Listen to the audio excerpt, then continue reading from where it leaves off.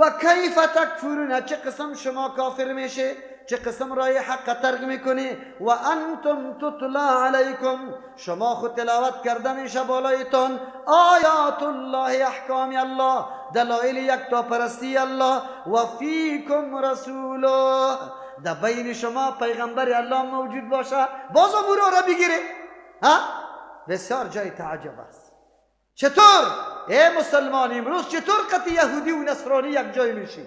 در بین تو کتاب الله وجود داره، پیغمبر از دنیا رحلت کرده، اما تعلیمات پیغمبر به شکل حدیث تدوین شده در بین شما وجود داره. بسیار جای تعجب است. چرا نصرانی و یهودی شود؟ چقدر عیب برای دین اسلام نعوذ بالله نسبت میشه که یک کسی دین اسلام بگذاره یهودی و نصرانی شود. خب بله، کی نمیشه که آدم از راه حق نمیگرده. قرآن براتون میگه و من یعتصم، کسی که چنگ میزنه بالله، به الله تبارک و تعالی، مراد چنگ زدن به الله چیست؟ به کتاب الله، قرآن الله، فقد هدی، یقینا هدایت کرده شده، الی صراط مستقیم. برای چی؟ کسی که به چنگ به کتاب الله داد او هدایت شده به سوی راه چی؟ مستقیم. 4 چیز در آیت‌های قرآن کریم عبارت است چی صراط مستقیم. 4م راه انبیاء علیهم السلام و تابعدارای انبیاء علیهم السلام. سوره صافات میکشیم، از آیت 114 میخوانیم ولقد مننا، یقینا ما احسان گذاشتیم، علی موسی، بالای موسی، و هارون، بالای هارون علیهم السلام، و نجیناهما، نجات دادیم اردویش و قومهما، قوم اردویش، من الکرب العظیم، از استراب و پریشانی غم خیلی بزرگ، و نصرناهم، امدادشان کردیم، فکانوا هم الغالبین، بودن و غالب، و آتیناهم الکتاب المستبین، داده بودیم بردویش یک کتابی که خیلی واضح بود احکامی و کتاب، و هدیناهما، رهنمایی کرده بودیم بر اردو پیغمبرا، الصراط المستقیم، رای کی را؟ مستقیمه. رای پیغمبرا رای چیست؟ مستقیم است. پس 4 چیز شد رای مستقیم: توحید، عبادت یک الله تبارک و تعالی، قرآن کریم و رای انبیاء علیهم السلام. این به نام چی یاد میشه؟ صراط المستقیم. اهدنا الصراط المستقیم، هدایت که ما را رای مستقیمه. عالی، رای مستقیم دعوتگرای از کیست؟ انبیاء علیهم السلام و تابعدارایش است، یعنی عمل میکنه، دعوت میده به سوی کتاب الله. الله ما و شما را از او جمله شمار بکنه. کی در راه مستقیم روان است؟ کسی که تابعدار انبیاء علیهم السلام و مطابق نقش و قدم صحابه کرام است. مانعین صراط مستقیم کیست؟ مردمای کلان، ملکای بزرگ، پاچاهای، حاکمای ظالم و علمای سو و پیرای جاهل، یا همیشه راه مستقیم منع میکنه. و ما ثابت شد که راه مستقیم وقتی شده میتونه که عقیده توحید داشته باشه، عبادت برای کی میکنه؟ یک الله میکنه. راه کی را گرفته؟ قرآن. راه کی را گرفته؟ انبیاء علیهم السلام. دو صورت این مردم صراط مستقیم بالکل پیدا کرده. اعراض از کی میکنه و مصداق از کیست؟ این برای ما در قرآن کریم باز میاد آیاتا که کسایی که اعراض میکنه مردمایی هستند که از دین فرار میکنه، و نعوذ بالله دین فقط وسیله برای حصول یا پیدا کردن مادیات دنیاست که امروز همینطور طایفه ها خیلی زیاد دیده شده. دین وسیله برای چی؟ بگه نفقه خود ساخته. الله ما و شما را نگاه کنه. صراط الذین انعمت علیهم، رای کسانی که تو بالایشان انعام کرده ای، رای کسانی که تو بالایشان انعام کرده ای. صراط مستقیم حسی نیست که ما بچه‌شون ببینیم یکی سرکی فلانی طرف پغمان رفته یا طرفی چی پروان رفته یا طرفی پلیچرخی رفته، کدام سرک است دیده نمیشه. از او خاطر طایفه و جماعتش الله برای ما آدرس میده. صراط الذین، رای کسانی که انعمت علیهم، تو سرشان انعام کرده ای، تو سرشان انعام کرده ای. انعام الله منعم حقیقی الله است. چرا او وقتی به کسی چیزی میده نه غرض داره نه عوض میگیره نمیگیره. خب از اینجا معلوم میشه که بزرگترین نعمت چی است؟ کدام طایفه هایی که ذکر میشه کدام قسم نعمت دارنده است؟ مصداق از این کجاست؟ سوره نساء آیت 69 را میکشیم. سورت سوم است بعد از آل عمران. انشالله پیدا کرده. اعوذ بالله من الشیطان الرجیم. طلب میکنیم از الله رای مستقیمه، رای کسانی را که الله تو سرشان انعام کرده ای. کدام مردم است؟ چند طایفه است که الله سرش انعام کرده؟ قرآن کریم میگه در اینجا بر ما بیان میکنه و من یطع الله، کسی که اطاعت الله را میکنه و الرسول از پیغمبر را میکنه، فاولئک ایتر طایفه مع الذین، امرای کسانی است انعم الله علیهم که الله بالایشان انعام کرده. کی است طایفه؟ من النبیین، از انبیاء علیهم السلام، و الصدیقین، از اون مردمایی که اول درجه تصدیق دعوت انبیاء را کرده، دعوت ازوا را گل برش داده، و دیگر و شهدا، کسایی که فداکاری کرده، قربانی داده در را خوری خود را اختانده، یا عقیده را زنده نگاه کرده، و الصالحین، و کسانی که جماعتی مصلح، یک تکه جماعتی که یقینا الگو برای انسانیت می باشه، همونطور دل پیدا شده. و حسن اولئک رفیقا، خیلی خوب است اینمی طایفه از روی رفاقت و همراهی که قطع از آدم رابطه خدا پیدا کنه. ذلک الفضل من الله، اینمی احسان از جانب الله می باشه که به کس نصیب میشه. و کفا بالله علیما، الله کافی است از روی علم، میدانه که کی قابلیت و صلاحیت ازیره داره. دایت خوب متوجه شوید. باز مردم ما را ملامت کنه، بگوید که کتاب الله ما را به کدام طرف دعوت میده. الله چی میفرما؟ و من یطع الله، کسی که اطاعت الله را میکنه. اطاعت الله را در چی میکنیم؟ در او احکامی که در کتاب خود برای ما روان کرده. اطاعت الله به چی میشه؟ با ما انزل الله، چیزی را که الله فرستاده مکمل بپذیریم. این اطاعت الله است. خیر اطاعت الله وقتی میشه که ما کتاب الله را معلومات داشته باشیم. چی داشته باشیم؟ او معلومات کتاب الله توسط چی میشه؟ که در درسای کتاب الله شریک شویم، بشنویم که آیاتای قرآن چی بیان میکنه. خود جناب پیر صاحب به مرید خود میگه لطیفه جاری نشده، یک چند روز تلاوت قرآن بس کن. به خاطر که لطیفه جاری شوه تلاوت قرآن کریم چی کن؟ بس کن. یک کسی یک روز ناگهان خفتن در حجره نشسته بودم، خواب لنگی سفیدم در سرش بود، کمین نشست قطمه مانده نباشی کرد. بعد از خفتن یک دم گریان شروع کرد. برای من میگه که مولی صاحب مرا معاف کن. من مذاق هم کردم، من گفتم پیری پنجاب خو نیستم که معاف کنم. تا معاف کردنی الله تبارک و تعالی چرا؟ خیلی زیاد گریان کرد. بعد از گفت که مولی صاحب معاف به خاطر بکن که من در حق تو بسیار ظلم کرده. چی ظلم کرده؟ مرا خو نزده، من تو را هیچ نمیشناسم، ندیده، چی رقم در حق ما ظلم کرده؟ گفت ما از ذکر الله کرده لعنت بالای تو زیاد گفته. در یک جای مرکزی بودم که همیشه از تو یاد میشد و میگفت که دین تباه کرده، مردم تباه کرده. من میگفت که لعنت الله سری آدم، نعوذ بالله. گفت یک روز تیر میشدم در بایسکل سوار بودم، در باغی بالا آوازی ترجمه آمد دمی گردنه باغی بالا. گفت دور خوردم تو را نمیشناختم. سوره فاتحه شروع بود، امی رقم. گفت وقتی که گپا را تو میگفتی که فقط این مسئله را من اونجا گفتم، امی مسئله را که مردمایی هستن که از قرآن من نمیکنه که تلاوت نکنه. گفتم امی دستی امو کلی واقعا و سانحه سرما تیر شده بود. گفت ما هرچی که میگد پیر صاحب که مرا میگفت که تو شور بدی شانگه کیتا که اینطور چی بجنبه، گفت نمیشود. وز مرا گفت که لطیفه جاری نیسته، 50 روز بعد تو قرآن کریم تلاوت نکنی. خودم حافظ قرآن هستم. گفت یک دم همینطور در ذهنم آمد که یاران چی طور کنم. خب بازم بیچاره کم عقل بودم، نمیفهمیدم. گفت این ترجمه که ششتم همی کلی گپا سر ما آمد، بسیار بسیار به من ندامت و پشیمانی خیستم. بیرون که برآمدم از یک نفر سوال کردم که مولی صاحب کیست؟ گفت برام گفت کی متوکل است. گفت بعد از او بسیار سخت پشیمان شدم که الله اکبر من در کدام را روان بودم و آلی امروز این چی حالت است. گفت مرا معاف کن، من خیلی تو را دشنام دادم، لعنت گفته. خوی واقعات سری خود ما تیر شده بود، اینمی قسم مرا گفته بود.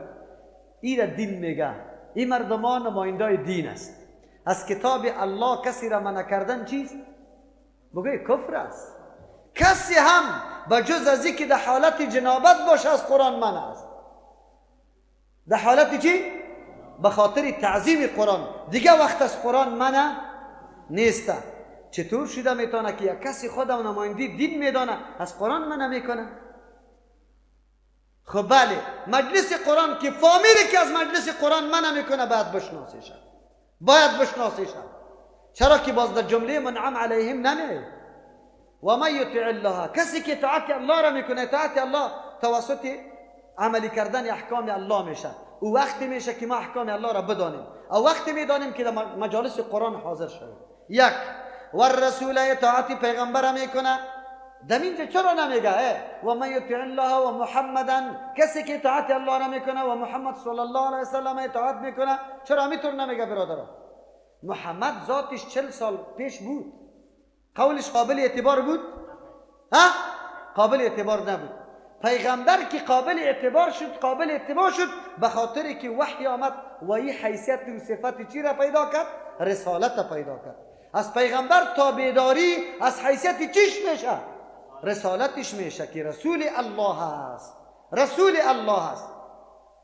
کسی که اطاعت الله را میکنه رسول خالی نیست. چطور اطاعتش بکنیم که بر ما فرمان بده و ما بپذیریم؟ بله، پیغمبر علیه السلام از دنیا رفت، شاگردای خیلی صدیقین و شهدا صالحین داشت و اینمی تعلیمات پیغمبر حفظ کردن، عملی کردن، به ما رساندن یا نه؟ ما باید تابعداری پیغمبر بکنیم. همینجا کدام تابعداری، کدام امام صاحب آمد؟ عالما در 4 طایفه که شمار میشیم، به اطاعت الله و رسول میشیم، نه به اطاعت یک عالم. به ما مامور نشدیم. عالم که اطاعت میکنیم از این حیثیت میکنیم که سخنی کیست؟ الله و رسول الله. مستنبط یا استخراج و کشیده شده از کی است؟ از کتاب الله و سنتی. اگر سخن عالم مستنبط یا مستخرج از کتاب الله و سنت رسول الله نباشه، قابل اعتبار است؟ قابل قبول است؟ قابل پیروی است؟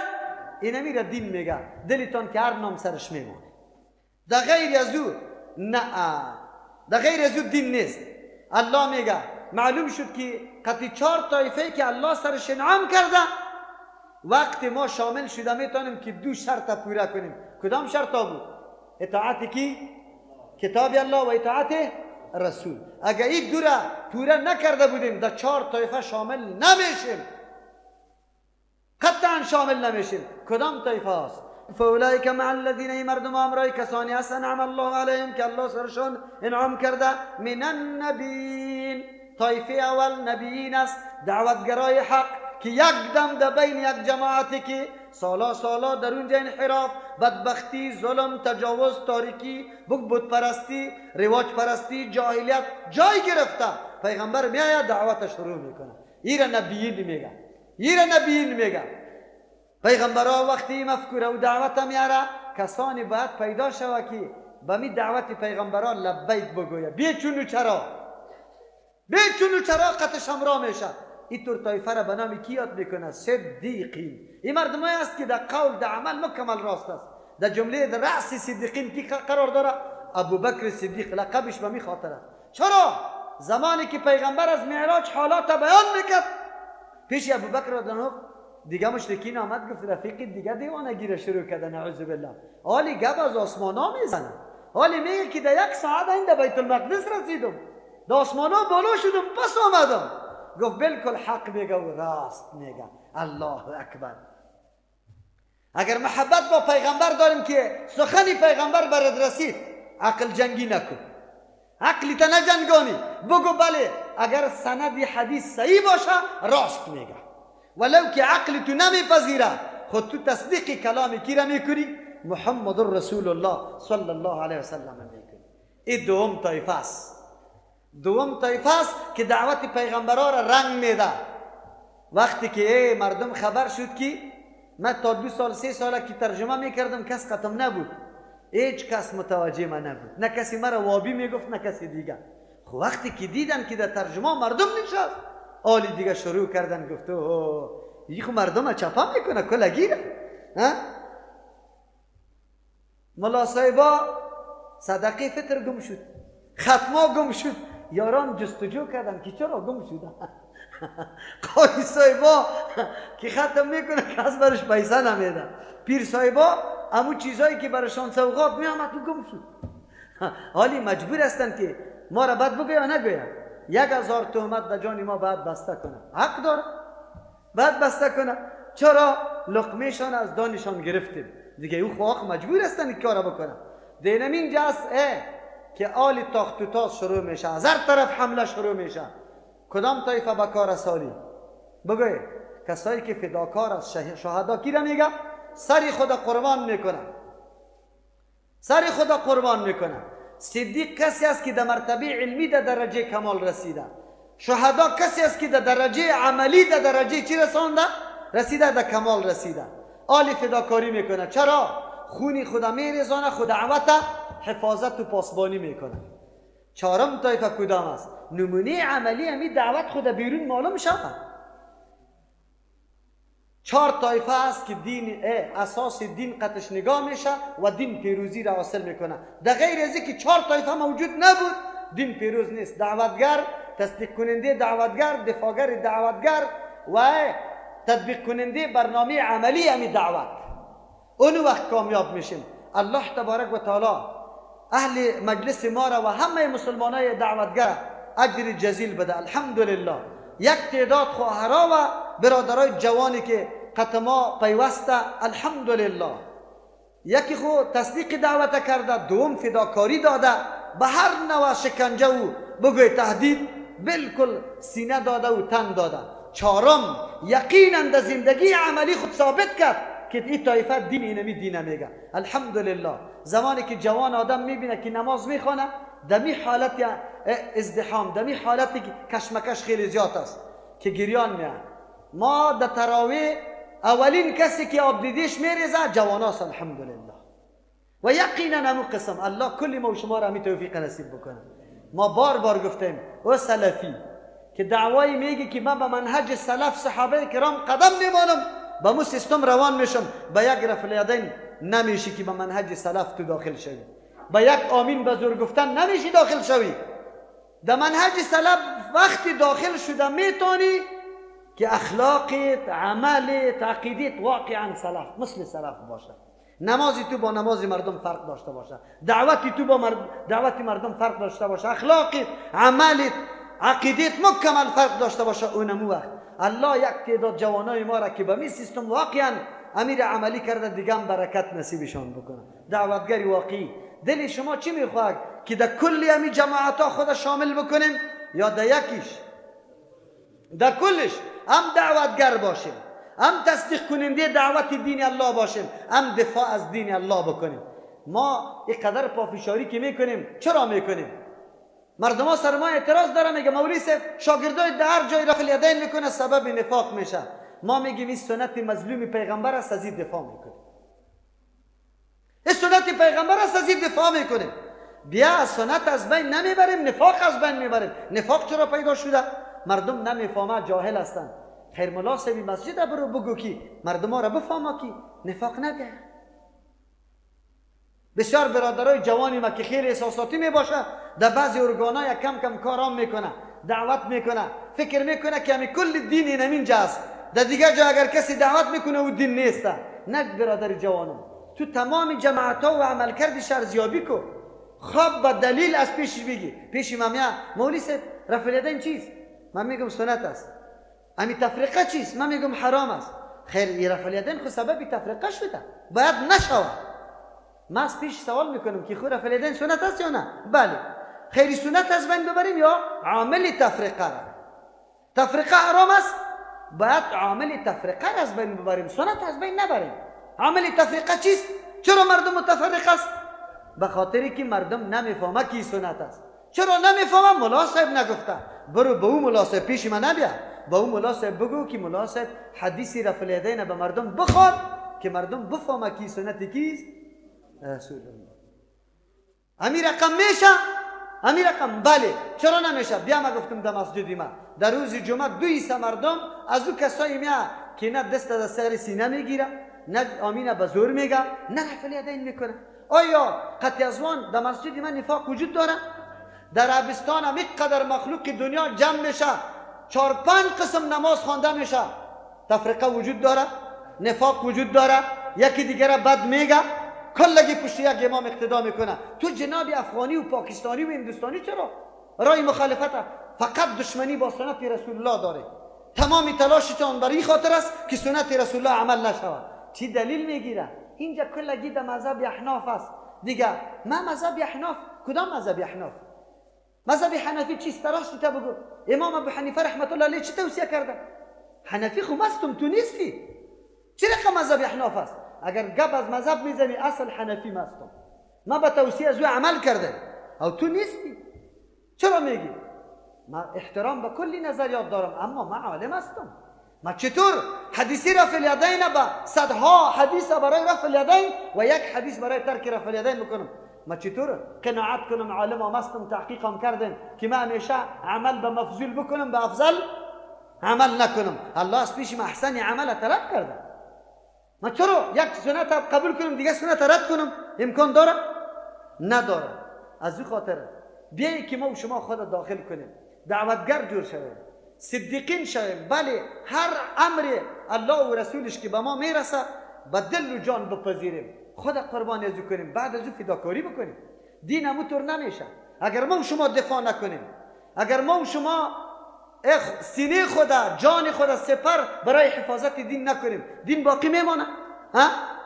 حفاظت اینمی است. کمونستا حمله کرد، روسا با اون نیروی قوت خدا آمد، مردم جهاد کرد یا نکرد؟ حفاظت دین نکرد. دین توسط مردم فداکار میشه. فداکار. الحمدلله مالی داریم. بعضی وقت ما مذاق میکنم امرای دوستای خود، ما گفتم آلی جنگ از ما خلاص شده، جنگ در من نمیرسه. آلی شما میدانی جنگ، شما میدانی منازعه و کشمکش به من نمیرسه. یک تا زنگ برام میزنه، این چی تربیه کرده ای؟ اینجا آمده اینی کارا را شروع کرده. کدام کارا؟ خلاف طریقی پیغمبر است؟ بگو ثابت کن. اگر خلاف طریقی پیغمبر است برای من بگو که اعدام کنم بشه. اگر موافق طریقی پیغمبر است مردم بفهمن که مردم بد نبینه. آسان گپ است. صالحین، جماعت صالحین هم به درد میخوره و ما در صالحین باید شامل شویم. در عمل خود به مردم ثابت بکنیم.